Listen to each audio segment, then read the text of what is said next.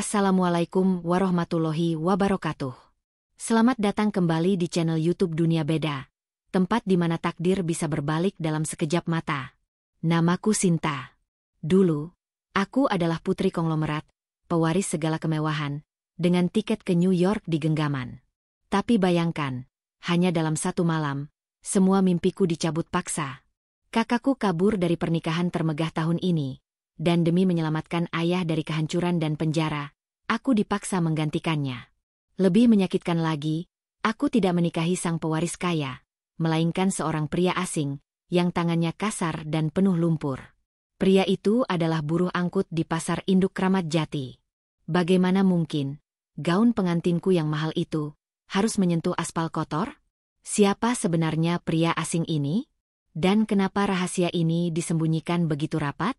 Namun sebelumnya, bagi yang beragama Islam, saya sarankan untuk menuliskan sholawat Nabi Muhammad, agar kelak sholawat ini menjadi saksi untuk mendapat syafaat di akhirat. Like dan subscribe ke channel ini sangat membantu menambah wawasan dan membantu kami membuat cerita baru yang menghibur. Aku masih ingat, aroma champagne mahal bercampur wangi gardenia yang memenuhi ballroom Tedharma Wangsa, Jakarta Selatan malam itu. Itu adalah perayaan ulang tahunku yang ke-21. Sekaligus pesta perpisahan. Orang-orang menyebut hidupku sebagai kehidupan impian. Keluarga terpandang, ayah seorang konglomerat properti, ibu seorang sosialita yang selalu anggun, dan tentu saja, aku, Sinta Paramita. Gadis yang baru saja diterima di Columbia University, New York, dengan tiket keberangkatan yang sudah di tangan. Malam itu, semua terasa sempurna. Teman-temanku, para sosialita Jakarta, hilir mudik mengucapkan selamat. Mereka menyanjung gaun desainer yang kukenakan, iri pada masa depanmu yang sudah tertata rapi. Sinta, kamu benar-benar beruntung, kata Anya, sahabatku, sambil menyesap minumannya. Kakakmu, Riana, akan menikah dengan pewaris Wisesa Group, dan kamu akan jadi nyonya besar di New York. Hidupmu selesai, girl. Aku tersenyum, tapi hatiku terasa sedikit aneh. Riana. Ya, kakakku, Riana Paramita. Dia adalah magnet utama bagi sorotan media saat ini. Pernikahannya dengan Bapak Hartono Wisesa, pewaris tunggal Wisesa Group, adalah pernikahan termegah tahun ini. Pernikahan itu bukan hanya tentang cinta, tapi tentang penyelamat. Aku tahu, sejak 6 bulan lalu, wajah Riana tidak pernah benar-benar memancarkan kebahagiaan. Dia hanya tersenyum kaku, senyum yang terasa dingin dan dipaksakan, seperti gaun pengantin yang ia kenakan saat fitting terakhir. Aku mendekatinya malam itu, dia berdiri sendiri di balkon, menatap kerlap-kerlip lampu kota Jakarta yang tampak seperti permata tak terbatas. Kak, kenapa melamun? Tanyaku lembut. Riana menoleh, matanya terlihat lelah. Tidak, aku hanya melihat ke bawah, Sinta. Dia menunjuk ke jalanan. Lihat, mereka semua berjuang untuk hidup sederhana. Sementara kita di sini merayakan hal yang bahkan tidak kita inginkan sepenuhnya. Kata-katanya terasa tajam, menusuk ilusi kemewahan yang kubangun. Kak, ini demi ayah, demi perusahaan. Kita tidak bisa merusak semua ini. Balasku, mengulangi kalimat yang sering ayah katakan. Ya, dia mendesah, menatap tangannya yang kini mengenakan cincin berlian raksasa. Demi semua ini. Demi harga diri keluarga Paramita. Kamu benar, Sinta. Lalu, dia memelukku erat, pelukan yang terasa seperti perpisahan. Jaga diri baik-baik di Amerika nanti. Ya, jangan lupakan aku. Aku tidak mengerti kenapa dia berkata seperti itu. Kupikir itu hanyalah tekanan menjelang pernikahan. Malam perayaan itu berakhir, meninggalkan jejak kebahagiaan palsu di lantai marmer. Aku tertidur pulas dengan impian New York di kepala. 3 hari kemudian, pukul 10 pagi. Aku sedang mengecek email dari kampusku di Amerika, sibuk memilih apartemen di Manhattan yang sesuai seleraku, ketika tiba-tiba Bei Inah, asisten rumah tangga kami, mengetuk pintu kamarku dengan wajah panik. Non Sinta, dipanggil Tuan. Cepat, Non. Tuan. Tuan menangis di ruang kerja. Menangis? Ayahku? Raditya Paramita? Pria yang selama ini kujadikan patokan ketegasan, yang bahkan tidak pernah menunjukkan air mata saat nenek meninggal? Jantungku langsung berdetak tak karuan. Aku berlari ke ruang kerjanya. Ruangan itu terasa dingin dan gelap. Ayah duduk di kursi kebesarannya, tapi sosoknya jauh dari kebesaran. Punggungnya membungkuk, wajahnya terbenam di telapak tangan. Dan ya Allah, dia benar-benar menangis. Isakannya terdengar hampa dan memilukan. "Papa, ada apa?" Aku mendekat, lututku gemetar. Ayah mengangkat wajahnya. Matanya merah, bengkak, dan dipenuhi keputusasaan yang belum pernah kulihat seumur hidupku. Di atas meja mahoni, tergeletak sepucuk surat kecil dan cincin berlian besar milik Riana. Cincin pertunangan Wisesa Group. Sinta. Suara ayah serak. Riana kabur. Dunia seakan berhenti berputar. Udara di ruangan itu menipis. Kabur? Pernikahan tinggal 2 minggu lagi. Koper sudah siap, undangan sudah tersebar ke seluruh pejabat dan konglomerat. Dia kabur? Tidak mungkin. Pak, ini pasti cuma lelucon. Dia kemana? Kenapa dia pergi? Aku meraih surat itu dengan tangan gemetar. Surat Riana hanya berisi 2 baris tulisan tangan yang tergesa-gesa. "Maafkan aku, Ayah. Aku tidak bisa. Jaga Sinta baik-baik. Riana." Aku menjatuhkan surat itu. Amarah, rasa dikhianati, dan ketakutan mendadak bercampur aduk. Dia egois. Dia pengecut. Dia tahu ini satu-satunya cara kita bisa selamat. "Pak," teriakku, air mataku mulai tumpah. Ayah menggeleng lemah. Dia tidak kuat, "Nak. Tapi sekarang, ini bukan tentang Riana lagi. Ini tentang kita. Tentang kehancuran kita." Ayah kemudian mengungkapkan kebenaran yang selama ini ditutupinya. Bahwa properti dan developer yang kami banggakan selama ini sudah bangkrut sejak setahun lalu. Seluruh kekayaan kami, rumah ini, mobil-mobil mewah, bahkan uang saku kuliahku di New York, semuanya hanya ilusi yang ditopang oleh utang bank dan pinjaman dari Wisesa Group. Pernikahan Riana adalah jaminan. Sinta. Jaminan agar Wisesa Group tidak mencabut investasi mereka dan menuntut balik atas seluruh kerugian yang kita timbulkan. Jelas ayah, suaranya kembali tegang. Jika pernikahan itu batal, besok pagi mereka akan datang. Mereka akan menyita semuanya. Aku akan dipenjara. Kita akan miskin. Kita tidak punya apa-apa lagi, Nak. Aku terduduk di lantai dingin, memeluk lututku. Semua yang kubanggakan, semua yang kuanggap takdir, ternyata hanyalah kastil pasir yang menunggu gelombang. Lalu, apa yang harus kita lakukan, Pak? Bisikku. Ayah menatapku. Tatapan itu kini bercampur memohon dan menghancurkan. Bapak Hartono memberi kita ultimatum terakhir. Pernikahan harus tetap ada.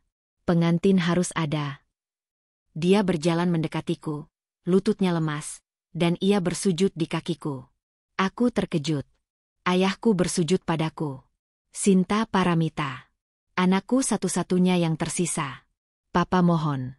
Kamu harus menggantikan Riana. Aku mendorong tubuh ayah, berusaha menjauh dari kenyataan mengerikan itu. Tidak, Pak. Aku akan ke Amerika. Aku punya masa depanku. Aku tidak mungkin menikahi pria yang bahkan tidak mencintaiku. Dia bukan Bapak Hartono. Potong ayah cepat. Dia adalah anak lain dari keluarga itu. Mereka bersedia menjaga rahasia ini demi nama baik mereka. Tapi, Sinta, calon suamimu itu. Ayah tiba-tiba berhenti bicara, seolah ada kalimat yang tercekat di tenggorokannya. Wajahnya pucat pasi, seperti ketakutan yang lebih besar dari kebangkrutan sedang menghantuinya. Siapa? Pak? Katakan, siapa yang harus kunikahi? Desakku dengan air mata. Ayah hanya bisa menggeleng dan memelukku erat, seolah itu adalah pelukan terakhirnya di dunia ini. Maafkan Papa, Nak. Maafkan Papa. Keesokan harinya, tak ada lagi perdebatan. Tak ada lagi air mata. Hanya kepasrahan. Aku seperti boneka yang dipakaikan gaun pengantin Riana. Gaun mewah yang terasa seperti kain kafan, membungkus kematian semua mimpiku. Tiket ke New York kurasakan remuk di genggaman tanganku. Jalan kita kemana, Pak? Tanyaku kaku saat kami memasuki mobil sedan hitam yang dikemudikan sopir pribadi kami yang loyal, Mang Ujang. Kupikir kami akan menuju katedral megah di kawasan Menteng. Kesana, Non Sinta, jawab Mang Ujang dengan suara bergetar, tanpa berani menatap spion. Jalan tol ke arah timur. Arah timur? Itu bukan arah Menteng. Itu bukan arah kemewahan. Itu adalah arah Pasar Induk Kramat Jati.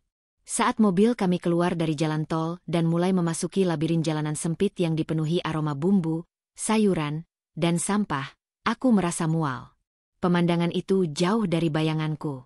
Bukan gedung tinggi, melainkan tumpukan karung goni dan truk-truk tua. Pak, ini kemana? Kenapa kita ke pasar? Tuntutku, suaraku meninggi. Ayah hanya menunduk, tidak menjawab.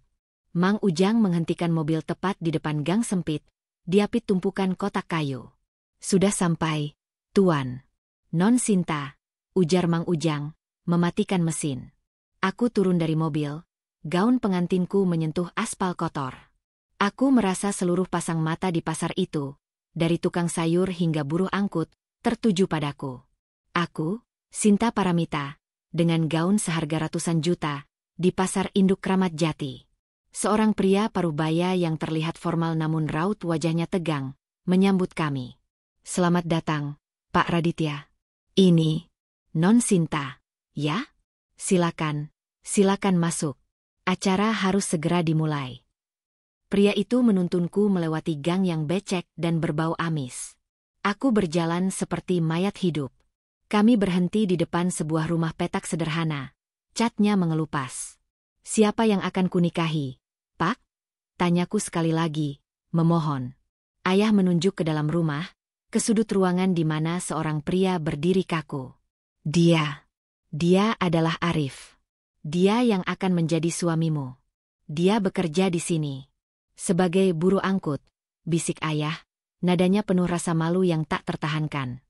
Keluarga Hartono bilang, karena Riana kabur, mereka hanya akan menikahkanmu dengan siapapun yang ada di gudang mereka.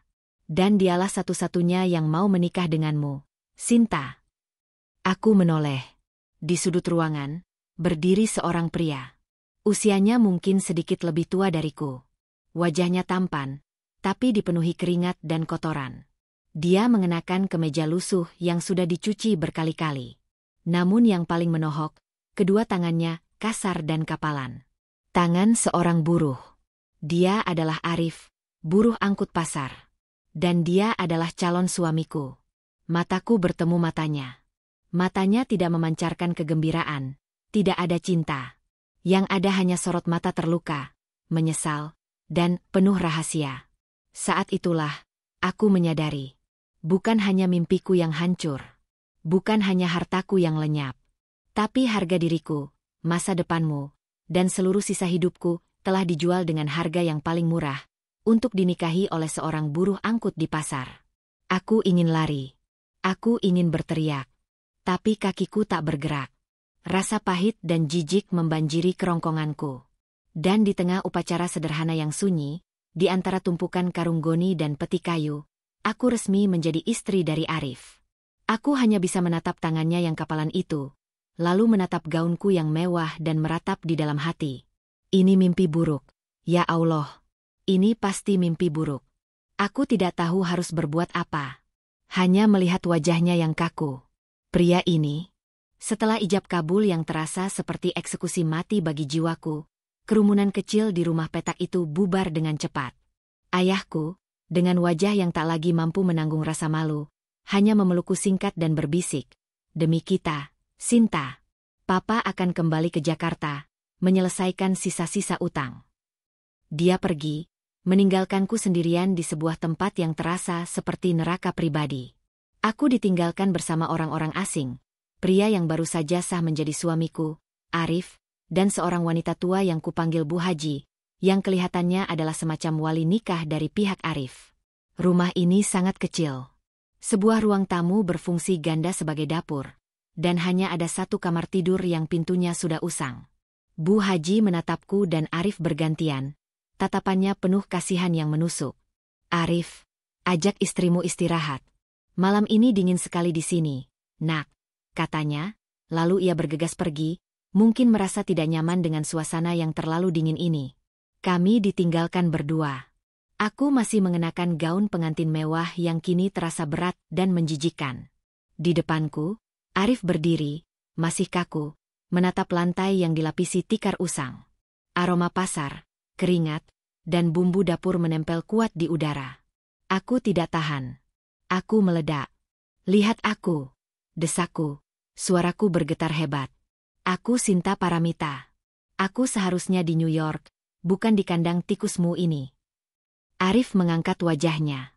Matanya yang sebelumnya menyimpan kesedihan, kini memancarkan api emosi yang terpendam. "Aku tahu kamu siapa, Nona Sinta," jawabnya, suaranya berat dan serak, sama sekali tidak lembut. "Gadis manja, putri dari seorang penipu yang menjual putrinya demi melunasi utang." Kata-katanya sungguh menghancurkan. Selama ini, teman-teman sosialitaku hanya memuji dan menjilat, tapi pria ini, buruh angkut pasar, berani meludahiku dengan kejujuran yang begitu kejam. "Jaga ucapanmu.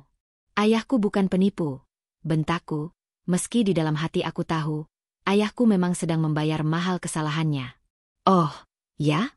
Lalu kenapa Nona Riana kabur? Kenapa ayahmu menyeretmu ke tempat hina ini?" Arif maju selangkah, membuatku refleks mundur. "Kalian pikir aku bodoh? Aku tahu pernikahan ini sandiwara. Aku tahu kamu jijik melihatku, melihat tanganku yang kotor ini." Dia menunjukkan telapak tangannya yang tebal, kapalan, dan berbekas luka. Aku menatap tangannya, lalu ke gaun pengantinku, dan lagi-lagi rasa jijik itu muncul. "Dan kamu pikir aku senang menjadi bagian dari drama menjijikkan keluarga kayamu?" sambungnya, suaranya dipenuhi amarah yang lebih besar dariku. "Aku tahu, kamu dipaksa. Dan aku juga dipaksa." Aku terdiam. Dipaksa?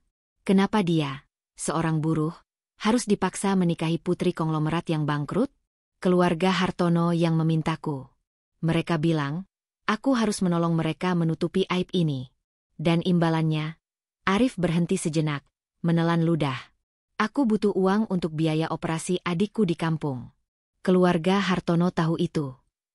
Rasa bersalah dan simpati aneh tiba-tiba menusukku, tapi dengan cepat ku tepis. Aku tidak boleh iba padanya. Dia adalah suamiku yang menjijikkan. Jadi, kita berdua adalah korban. Korban dari keserakahan keluargaku. Simpulku dingin. "Benar," balasnya. "Jadi, mari kita luruskan. Pernikahan ini palsu."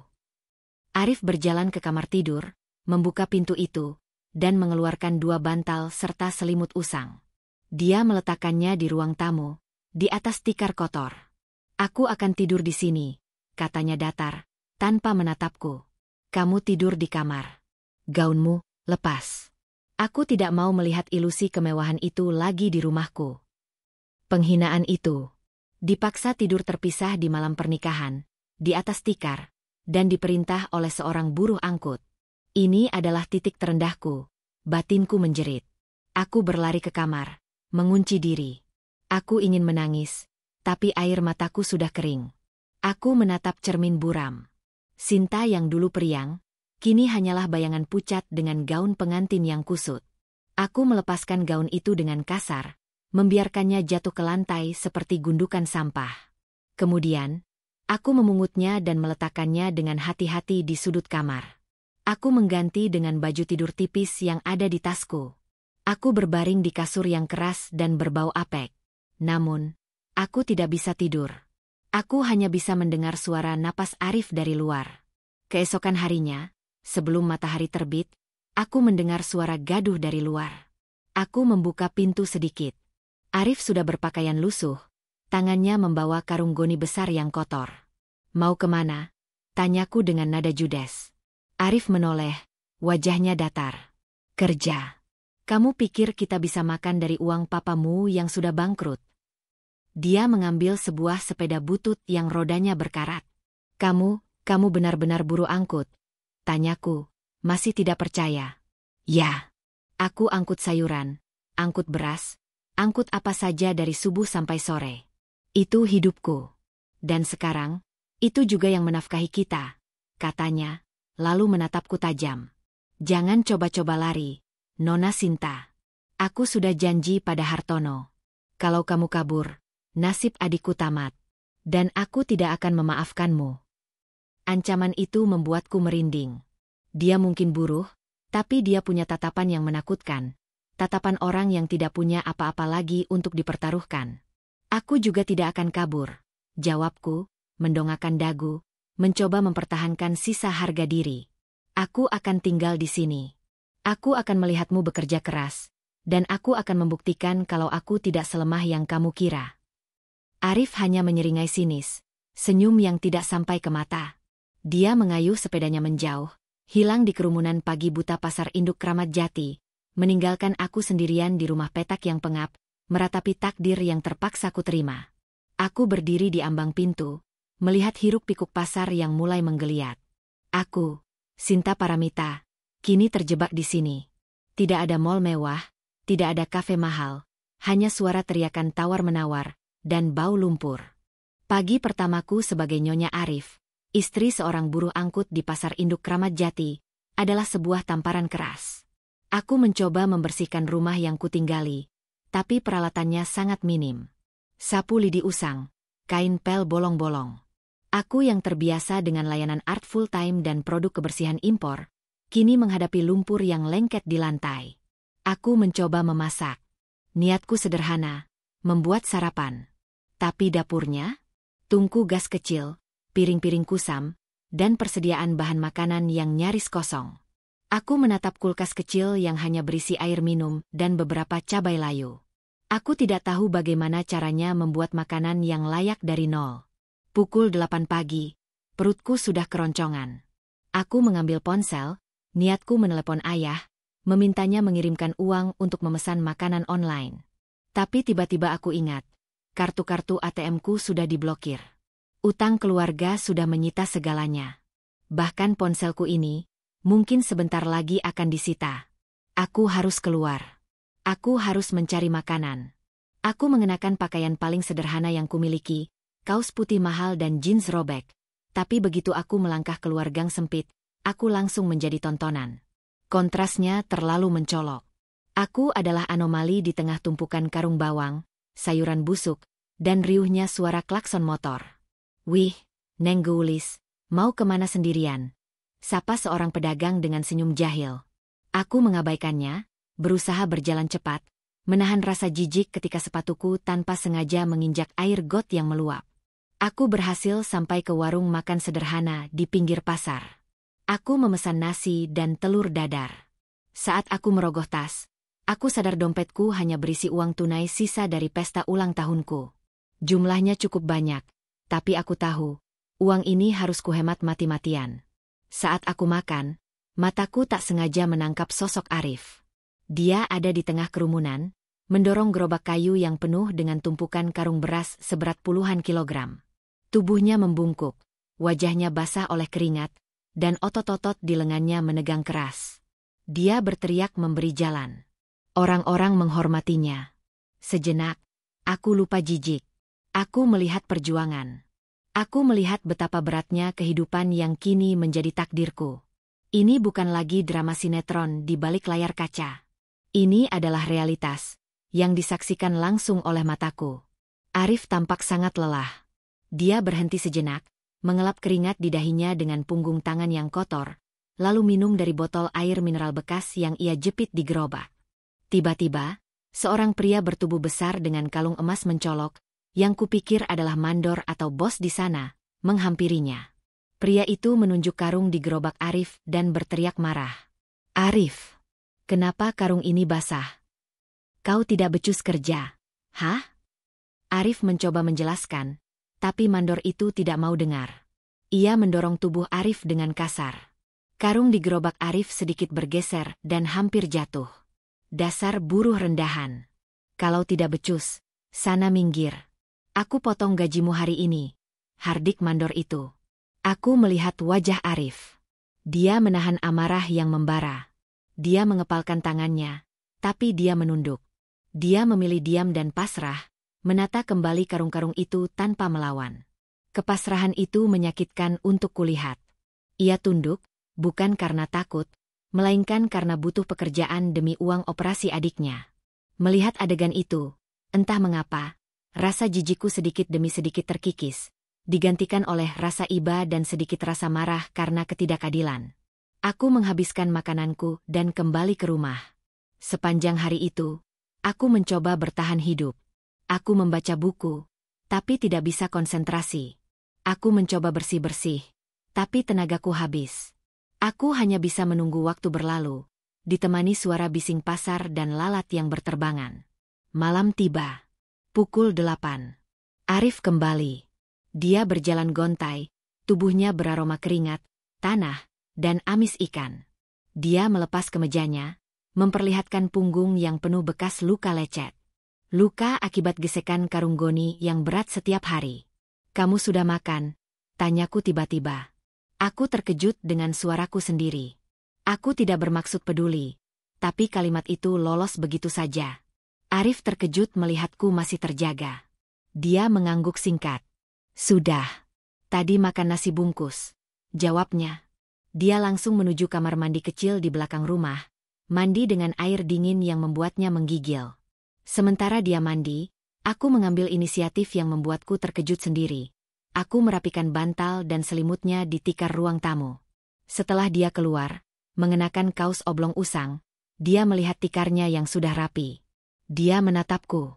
Tatapan kami bertemu lagi. Kali ini bukan amarah, melainkan keheranan. "Kenapa kamu rapikan?" tanyanya. Suaranya lebih lembut dari sebelumnya.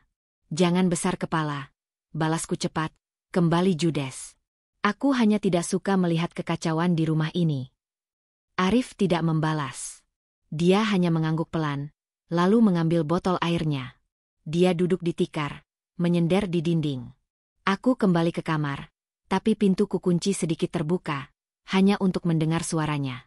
Aku ingin menguping, mencari tahu lebih banyak tentang pria yang kini menjadi suamiku ini. "Adikku sudah semakin parah. Ya Allah. Beri aku kekuatan untuk membayar operasinya," bisik Arif pelan. Suara itu hampir tak terdengar. Ternyata, dia bukan hanya seorang buruh, dia juga seorang kakak yang sedang berjuang keras. Rasa iba itu kembali menusukku. Dia mengambil pekerjaan yang menghancurkan tubuhnya demi orang yang dia sayang. "Arif," panggilku, tanpa sadar. Dia menoleh. "Apa?" Aku terdiam, menyusun kata-kata yang susah payah keluar dari mulutku.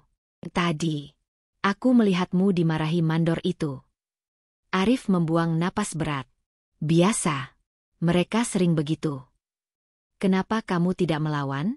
Kamu bisa melaporkannya," kataku. Nada superioritasku keluar lagi. Arif menyeringai miris. "Melawan? Kalau aku melawan, besok aku dipecat. Kalau aku dipecat, tidak ada uang untuk adikku. Kamu pikir hidup semudah di kafemu?" Lagi-lagi, ia menamparku dengan kenyataan. Aku merasa malu. "Tapi, apa yang kamu lakukan dengan semua uang yang kamu terima dari keluarga Hartono?" tanyaku, memberanikan diri. Arif terdiam lama. Dia menatap langit-langit, matanya menerawang jauh. "Aku hanya mengambil sedikit. Sisanya, aku titipkan pada seseorang. Uang itu bukan untukku. Itu untuk janji Riana," katanya, membuatku terkejut. "Janji Riana? Apa maksudnya?" "Kakakku, Riana, kabur. Tapi dia meninggalkan sebuah janji rahasia yang kini dilanjutkan oleh buruh angkut ini." Apa janji Riana?" bisikku. Rasa penasaran mulai mengalahkan jijik dan amarah. Arif menatapku lekat. Tatapannya penuh arti. Dia tampak ingin berbicara, tapi kemudian dia menggeleng.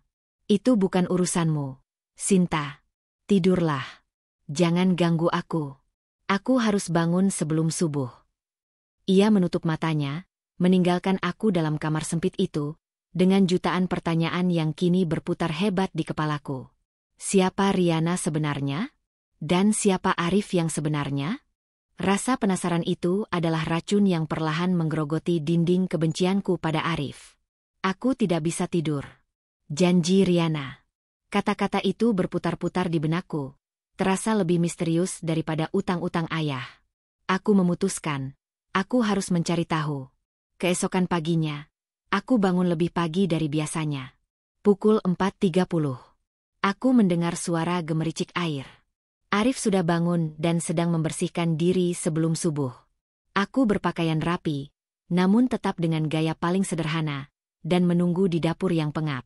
Saat Arif keluar, sudah lengkap dengan kaos lusuh dan celana kerjanya, dia terkejut melihatku duduk di meja. "Kenapa kamu tidak tidur? Ada yang sakit?" tanyanya, sedikit rasa khawatir terselip di suaranya. "Aku perlu bicara," kataku dingin. Aku tidak ingin dia berpikir aku peduli. "Tentang janji Riana. Kamu bilang uang dari Hartono itu untuk janji Riana. Apa maksudnya?" Arif menghela napas panjang, seolah aku adalah beban yang tak terhindarkan. Dia mengambil sepedanya dan hendak pergi. "Itu urusan lama. Tidak ada hubungannya denganmu," katanya, mencoba menghindar. "Ada hubungannya denganku. Aku yang ada di sini, menggantikan dia. Aku yang menikah denganmu. Aku pantas tahu," desaku, berdiri dan menahan pintu. Arif menatapku tajam. Tatapan itu terasa menusuk, tapi kali ini aku tidak mundur. "Baiklah, kamu mau tahu? Dengarkan baik-baik," katanya, suaranya pelan dan mengancam. "Hartono punya anak bungsu yang Riana cintai, namanya Reza. Reza bukan orang yang bisa diatur seperti keluarganya. Dia menolak pernikahan itu. Riana dan Reza punya rencana untuk kabur, tapi Riana tahu, jika dia kabur begitu saja, keluargamu akan tamat." Aku terperangah. Jadi, kakakku kabur karena cinta. Dan pria yang seharusnya kunikahi adalah Reza, bukan buruh ini. "Lalu, kenapa kamu ada di sini?" tanyaku. "Riana dan Reza membuat janji denganku. Mereka tahu aku buruh yang bekerja di gudang Hartono. Dan mereka tahu aku sangat butuh uang untuk operasi adikku. Riana, dia merasa bersalah atas kehancuran keluargamu dan keluarga Hartono. Dia berjanji akan memberi Hartono kembali uang yang telah mereka pinjamkan ke ayahmu, tapi dia butuh waktu untuk mengumpulkannya," jelas Arif, sambil menunjuk karung di sepedanya. "Riana memintaku untuk berpura-pura menjadi pengantin pengganti, menikahimu, dan tinggal di rumah ini, sebagai jembatan waktu.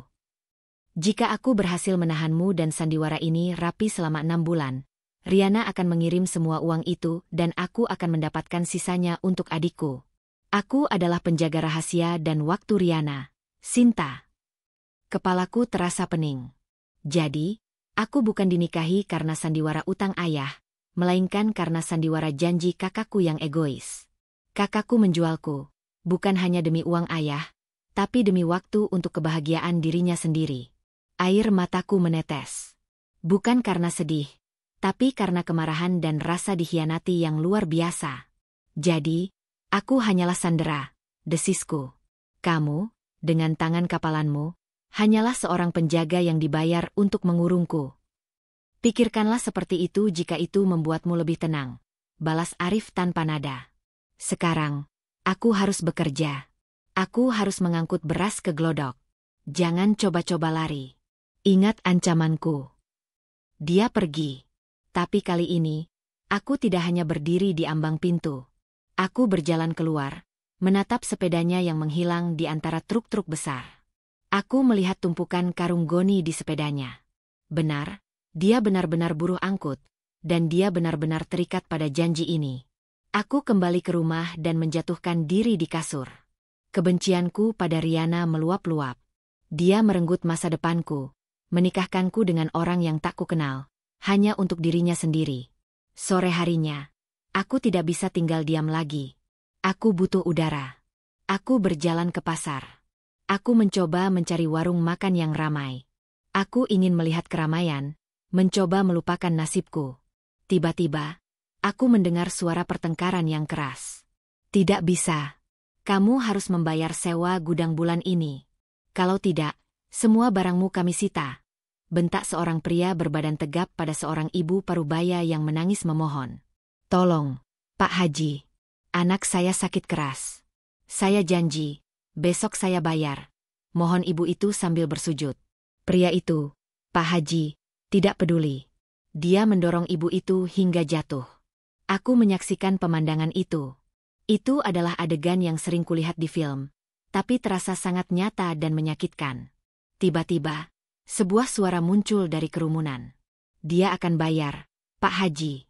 Saya yang menjaminnya. Aku menoleh. Itu Arif. Dia berdiri dengan bahu tegap, keringat membasahi bajunya. Dia baru pulang kerja, tubuhnya pasti sangat lelah. Oh, si buruh angkut sok pahlawan? Kamu mau menjamin dia dengan apa, Arif? Dengan ototmu yang bau itu, ejek Pak Haji. Arif berjalan tenang ke arah Pak Haji, wajahnya serius. Dia merogoh kantong celananya yang lusuh, dan mengeluarkan segepok uang. Uang itu lusuh, lecek, dan jumlahnya tidak sedikit. Ini, kata Arif, meletakkan uang itu di tangan Pak Haji. Bayar sewa gudang ibu ini. Dan ini sisanya, untuk biaya berobat anaknya. Anggap saja, uang ini dari Hartono Group. Semua orang di pasar, termasuk aku, terkejut. Uang sebanyak itu. Dari mana dia mendapatkannya? Itu adalah uang yang seharusnya ia gunakan untuk operasi adiknya, bukan? Pak Haji tampak kaget. Dia mengambil uang itu, menghitungnya cepat, dan pergi tanpa berkata apa-apa. Arif membantu ibu itu berdiri. Ibu itu menangis terseduh-seduh, mencium tangan Arif berkali-kali. Terima kasih, Nak Arif. Terima kasih banyak. Kamu penyelamat kami, katanya. Sama-sama, Bu. Jaga diri baik-baik. Jangan lupa bayar sewa bulan depan, jawab Arif. Senyumnya kali ini bukan senyum sinis yang kulihat kemarin, tapi senyum tulus yang membuat wajahnya tampak jauh lebih lembut. Dia berbalik, berjalan ke arah rumah. Dia melewati tempatku berdiri, tapi dia tidak melihatku. Aku berdiri membeku.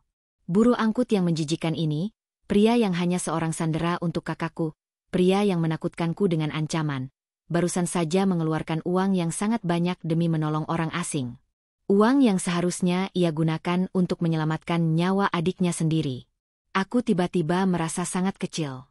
Aku, putri konglomerat yang hanya tahu cara menghabiskan uang, menghakimi pria yang bekerja keras dan rela mengorbankan segalanya demi membantu sesama. Saat aku kembali ke rumah, Arif sudah mandi. Dia sedang duduk di tikar, memijat bahunya yang lelah. Kamu pakai uang itu untuk menolong ibu tadi? Tanyaku, suaraku nyaris berbisik. Arif menoleh, matanya terlihat tenang. Ya. Tapi, itu uang untuk adikmu. Kenapa kamu lakukan itu? Arif menyenderkan kepalanya ke dinding. Tidak semua masalah bisa diukur dengan uang, Sinta. Adikku masih bisa menunggu sedikit. Tapi anak ibu itu butuh obat segera. Lagi pula, dia tersenyum getir. Uang yang kumiliki sekarang adalah uang dari kebohongan dan rahasia. Biarkan uang itu melakukan sedikit kebaikan sebelum aku menggunakannya untuk diriku sendiri. Aku menatapnya. Dia terlihat seperti pahlawan yang lelah, bukan buruh angkut kotor yang kukenal 2 hari lalu. Jadi, dia, yang kupikir buruh angkut kotor dan penjaga sandera, ternyata seorang pria baik hati yang rela berkorban untuk orang lain. Batinku merenungi. Aku tidak tahu lagi siapa Arif yang sebenarnya, dan kenapa dia harus terperangkap dalam jaring rahasia yang kotor ini. Setelah kejadian di pasar, ada perubahan halus dalam diriku. Aku tidak lagi melihat Arif sebagai sekadar buruh angkut yang menjijikkan, melainkan sebagai sosok yang penuh kontradiksi, keras, mengancam, tapi juga sangat berhati mulia. Perasaan jijik itu berganti menjadi rasa penasaran yang mendalam, dicampur sedikit rasa kagum yang tak mau kuakui. Esok harinya, aku kembali bangun sebelum subuh. Bukan karena ada urusan penting, tapi aku ingin tahu lebih banyak tentang ritme hidupnya. Aku melihat Arif bersiap. Tidak ada lagi percakapan tegang. Hanya keheningan yang mengisi rumah petak kami. Aku akan membantumu, kataku tiba-tiba, membuat Arif yang sedang memakai sandal jepitnya terkejut. Dia menatapku dengan sorot mata tak percaya. Membantu? Membantuku apa? Kamu mau mengangkut karung? Kamu bahkan tidak bisa mengangkat tas brandedmu sendiri, Sinta. Penghinaannya terasa benar. Tapi kali ini aku tidak marah. Aku justru merasa tertantang. Aku tidak bisa angkat karung, tapi aku bisa mencatat. Aku melihatmu kemarin. Kamu diakal-akali oleh mandor itu. Dia memotong gajimu tanpa alasan yang jelas. Aku bisa membantu mencatat setiap barang yang kamu angkut dan upahmu. Jelasku, menggunakan logika bisnis yang kuwarisi dari ayah. Arif terdiam. Wajahnya yang tegang perlahan melunak. Dia tahu aku benar. Dalam hiruk-pikuk pasar, buruh seperti dia seringkali dicurangi karena mereka buta perhitungan dan lelah. Kamu serius? Tanyanya ragu. Aku tidak suka ditipu. Dan sebagai istrimu, walaupun hanya sandiwara, aku tidak suka melihat suamiku diinjak-injak. Jawabku, mempertahankan harga diri. Arif mengangguk pelan. Baiklah. Tapi jangan salahkan aku kalau kamu kaget melihat bagaimana dunia bekerja. Dan di sanalah aku. Di hari kelima pernikahan sandiwara kami, Sinta Paramita, sang sosialita, kini duduk di kursi kayu reot di sudut pasar induk Kramat Jati, dengan buku catatan kecil di pangkuanku. Arif mulai bekerja.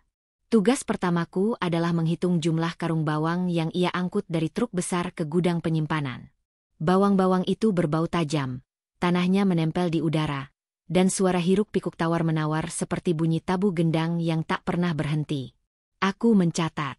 Setiap karung bawang, setiap peti jeruk, setiap karung beras yang Arif angkut, kumasukkan ke dalam buku dengan rapi. Aku juga mencatat berapa upah yang ia terima per karung.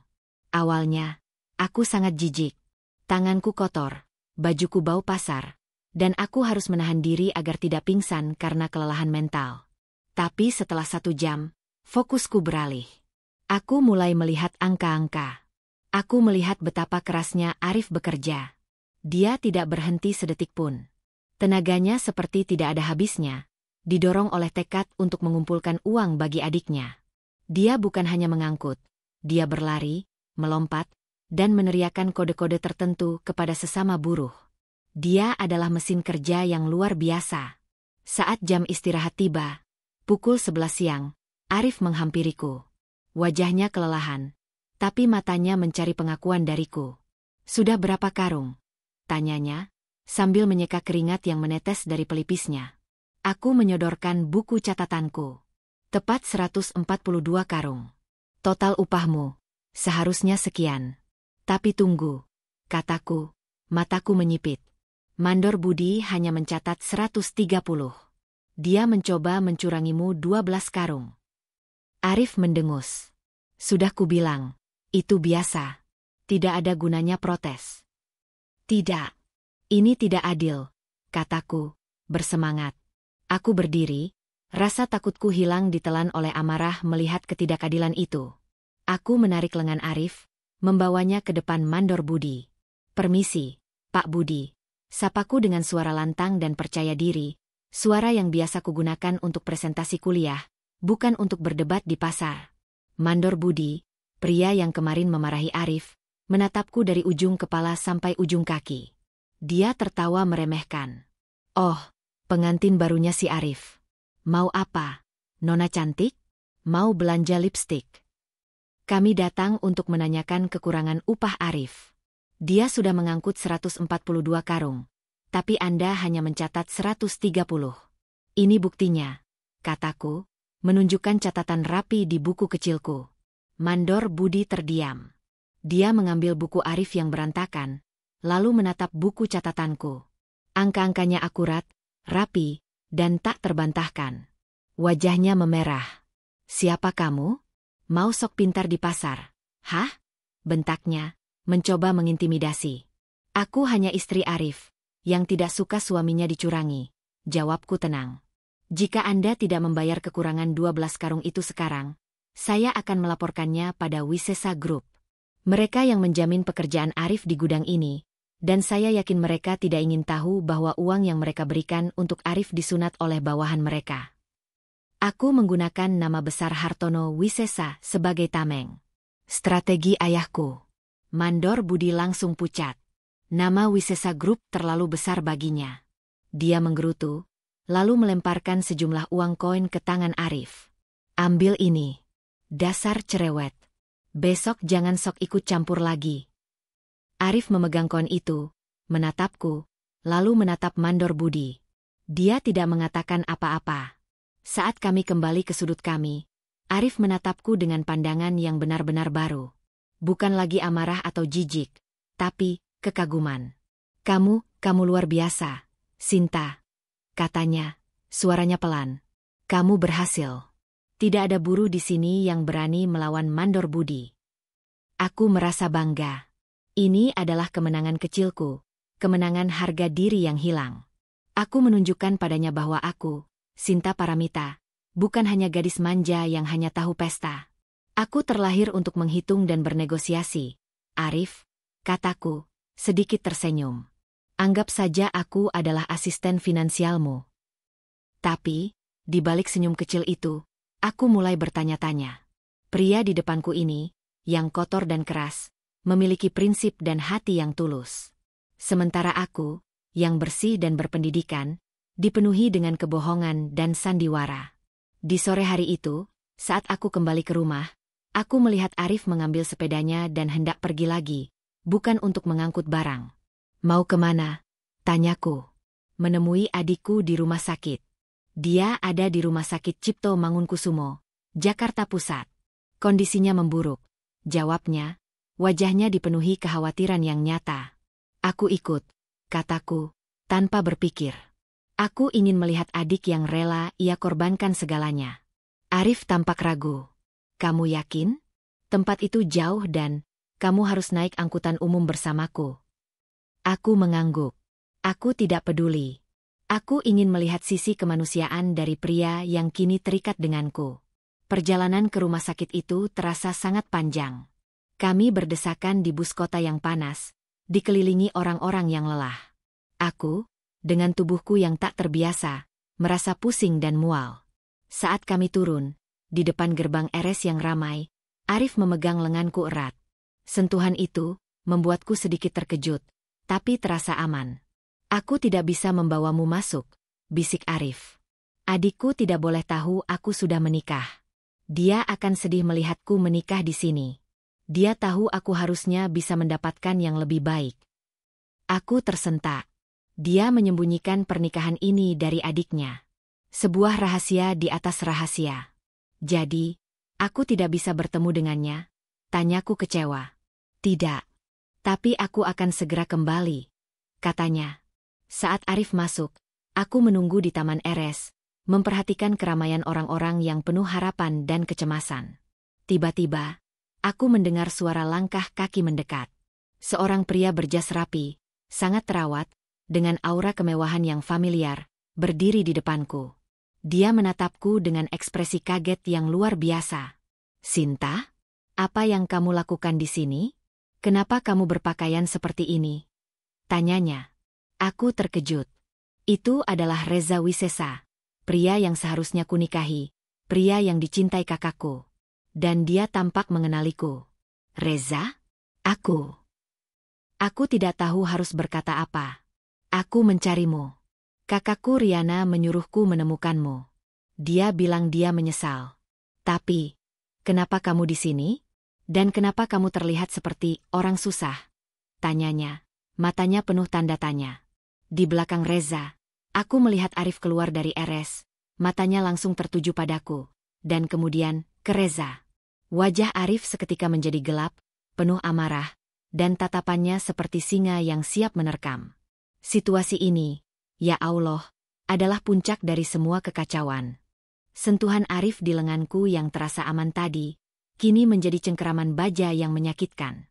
Matanya menatap tajam, bergantian antara aku dan Reza Wisesa, pria yang seharusnya menjadi suamiku.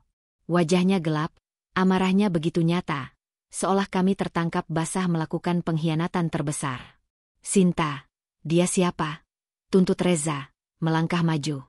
Matanya menyapu penampilan kami.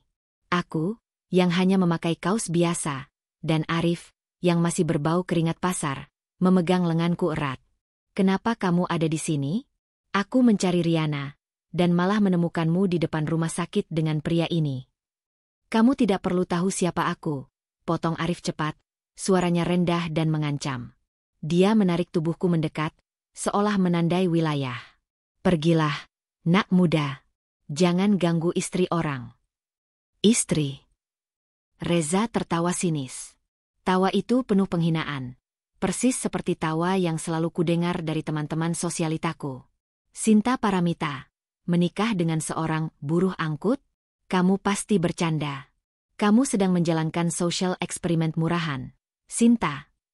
Penghinaan Reza menusukku lebih dalam daripada yang dilakukan Arif. Aku membuka mulut untuk membela diri, tapi Arif mendahului. Tutup mulutmu, desis Arif. Jangan menilai orang dari bajunya. Pergi. Sekarang. Reza tidak takut. Dia adalah anak orang kaya yang terbiasa mendapatkan apapun. Aku tahu kamu siapa. Sinta. Calon istri kakakku. Kalau kamu menikahinya, ayahku akan menarik semua dukungan dari ayahmu, dan dia akan dipenjara. Kami tahu Riana kabur, tapi kami tidak menyangka kamu akan jatuh serendah ini. Kepalaku pening. Reza tahu tentang Riana, tapi dia tidak tahu tentang sandiwara pernikahan ini? Atau jangan-jangan, dia berpura-pura tidak tahu? Reza. Aku mendorong lengan Arif dan melangkah maju. Aku dipaksa. Aku adalah pengantin pengganti. Dan Arif, dia menolongku dan ayah. Dia suamiku, sah secara hukum. Reza terdiam. Ekspresi wajahnya berubah menjadi syok yang dalam. Dia menatap Arif, lalu ke gaun pengantin yang baru kulepas kemarin. Dia baru menyadari betapa rumit dan tragisnya situasi ini. Arif. Panggil Reza dengan nada yang lebih serius. Apakah kamu tahu apa yang kamu lakukan? Kamu tahu, Riana dan aku. Aku tahu, sela Arif dingin. Aku tahu semuanya. Dan sekarang, aku hanya menjalankan tugasku. Tugas yang diberikan Riana dan keluargamu. Arif akhirnya memegang tanganku. Kali ini bukan untuk mengancam, melainkan untuk menarikku menjauh dari Reza. Sentuhannya terasa protektif. Ayo kita pulang, Sinta. Urusan ini bukan di sini, katanya. Saat kami berjalan menjauh, Reza berteriak dari belakang. Aku akan mencari tahu. Aku akan memberitahu Riana bahwa kamu menikah dengan pria ini. Jangan harap kamu bisa bersembunyi di sini, Sinta. Perjalanan pulang di angkutan umum terasa sangat sunyi. Kami duduk berdampingan, tetapi pikiran kami berada di tempat yang berbeda. Aku dipenuhi rasa takut. Rahasia kami sudah tercium oleh orang yang paling tidak kami harapkan. Saat tiba di rumah petak kami yang bau pasar, aku langsung meledak. Kenapa kamu tidak bilang dia Reza? Kenapa kamu tidak ceritakan semuanya sejak awal, Arif? Apa gunanya? Balas Arif, melemparkan tas kerjanya ke lantai. Supaya kamu semakin benci padaku? Supaya kamu semakin jijik melihatku, buruh angkut yang mengurungmu atas perintah kakakku. Aku sudah tidak jijik padamu, teriakku. Kalimat itu meluncur begitu saja. Aku terdiam, dan Arif juga terdiam, menatapku dengan mata membulat. Aku melihatmu bekerja, Arif. Aku melihatmu melawan mandor budi. Aku melihatmu menolong ibu itu dengan uang adikmu. Kamu adalah orang baik. Kamu bukan orang jahat. Kenapa kamu harus terlibat dalam kebohongan ini? Aku menangis, bukan lagi tangisan kemewahan yang hilang, tapi tangisan rasa frustrasi. Arif berjalan mendekat. Dia tidak memelukku, tapi dia menyentuh pipiku dengan jari-jarinya yang kasar dan kapalan. Sentuhan itu terasa aneh, menghangatkan. Aku harus... Sinta, aku punya janji pada Riana. Dan yang lebih penting, aku butuh uang untuk operasi adikku. Kami tidak punya siapa-siapa lagi di Jakarta selain kami berdua. Bisiknya, matanya penuh keputusasaan. Adikku, dia lahir dengan kelainan jantung. Operasinya sangat mahal. Aku sudah bekerja 5 tahun di pasar ini, dan aku tidak pernah punya cukup uang. Janji Riana adalah satu-satunya harapan terakhir kami, Sinta. Aku harus menahanmu di sini sampai uang itu datang. Mendengar pengakuan tulusnya, hatiku luluh. Rasa marahku pada Riana belum hilang, tapi rasa empatiku pada Arif memuncak. Dia hanyalah korban keadaan, sama seperti aku. Berapa banyak uang yang kamu butuhkan, Arif? Tanyaku. Arif terdiam, matanya menatapku dengan pandangan aneh. Sangat banyak. Kenapa? Kamu mau membantuku mencurinya dari ayahmu? Tidak, jawabku tegas. Aku mungkin tidak punya uang tunai, tapi aku tahu cara mendapatkan dana. Aku tahu di mana ayah menyimpan asetnya, bahkan setelah bangkrut. Aku bisa membantumu, Arif. Aku akan bantu kamu membayar operasi adikmu. Arif menggeleng. Tidak perlu. Itu bukan urusanmu. Kamu hanya perlu diam dan menunggu Riana. Tidak. Aku tidak mau hanya menunggu. Aku juga punya andil dalam sandiwara ini.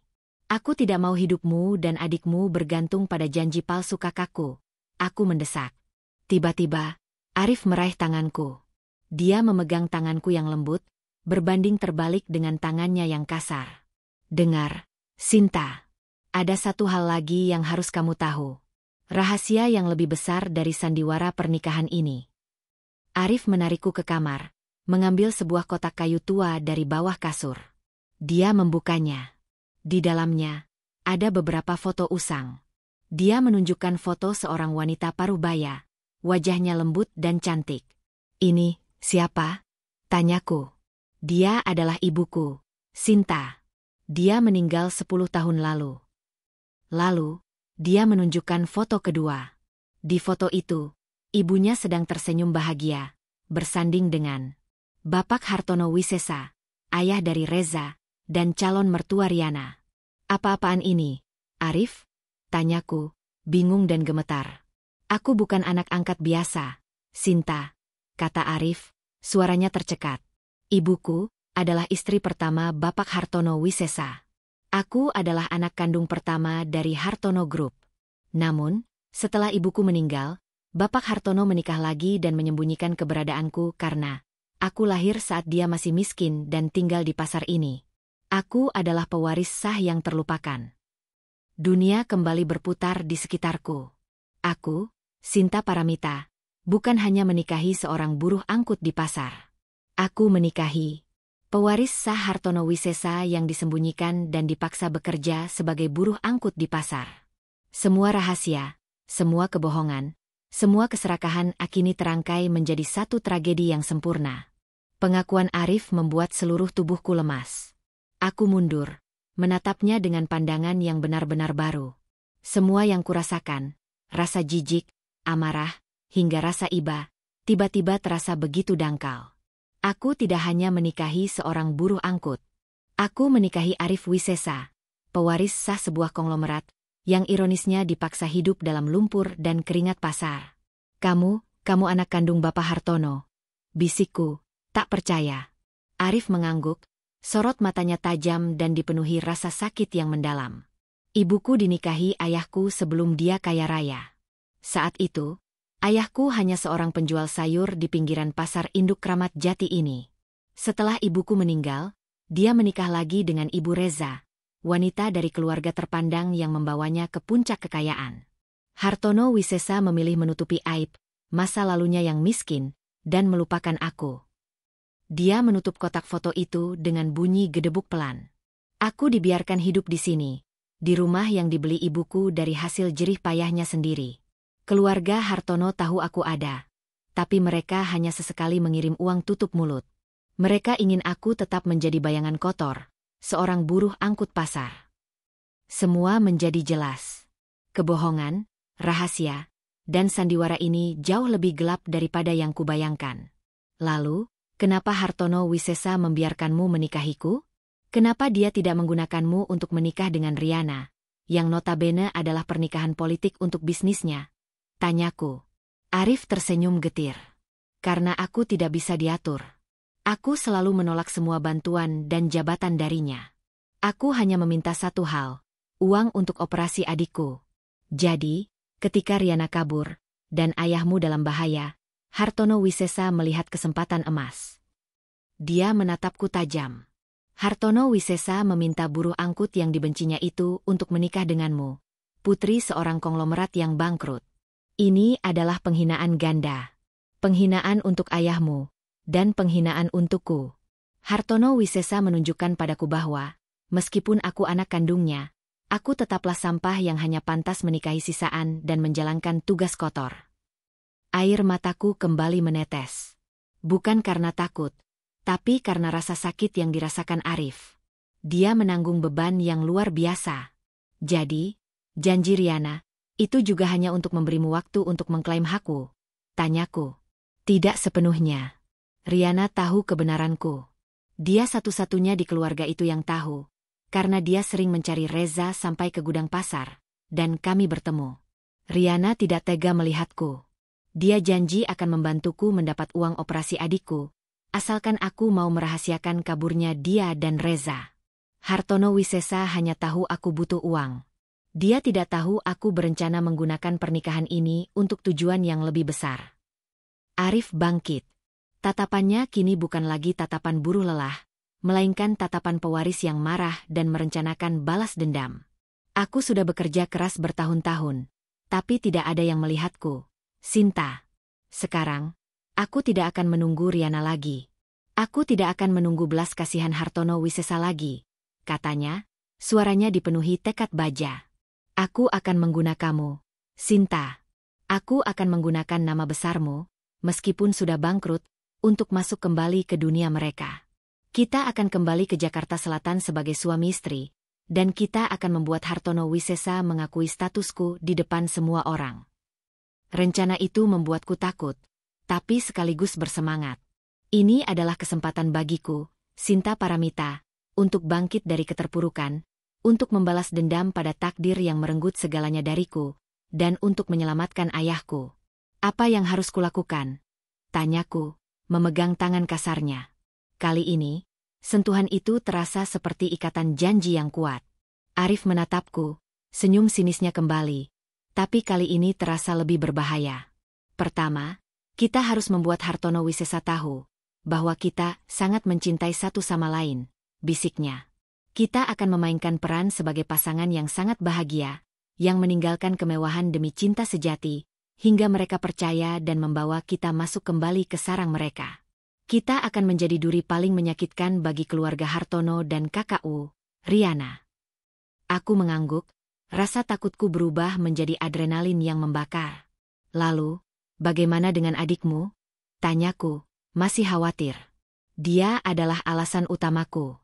Jika rencanaku berhasil, bukan hanya uang operasinya yang terjamin, tapi seluruh masa depannya. Kami berdua berdiri di rumah petak yang kumuh itu, dua korban yang dipersatukan oleh kebohongan dan rahasia, kini membentuk aliansi yang berbahaya. Aku, sang sosialita yang kehilangan segalanya, dan dia, sang pewaris yang terlupakan, siap menyerang dunia yang telah membuang kami. Babak baru telah dimulai. Sandiwara pernikahan ini baru saja menjadi panggung utama. Tamat.